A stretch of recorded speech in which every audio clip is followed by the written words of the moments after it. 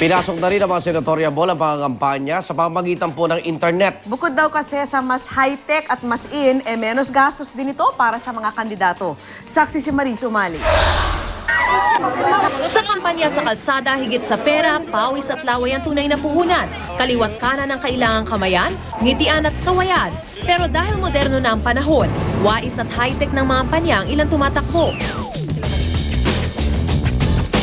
Bukod sa kani-kanilang campaign websites, hanggang sa website na Wikipedia na isang libreng electronic encyclopedia, parang kabuting nagsulputan ng mga profile ng ilang kakandidato sa pagkasenador. Ayon sa political strategist na si George Balagtas, bagong gimmick ito para makilala pang lalo ang mga kandidato. It provides a more extensive information on the candidates. It's a feel-good medium. I'm on the internet. So hey. That means what? You're more intelligent than the average candidate. Bukod sa inain, di hamak na mas mura ito. It costs next to nothing.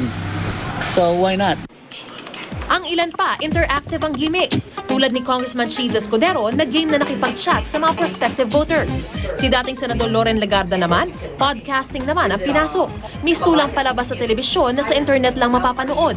Pwede pang i-download kung gusto mo. Maganda tong podcasting na ating gagawin ngayong araw na ito para mas marating ang maraming mga nakikinig at mga manunood or constituents for that matter sa mas mga malawak na mga issues.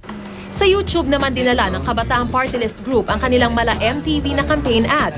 Pakisangkot.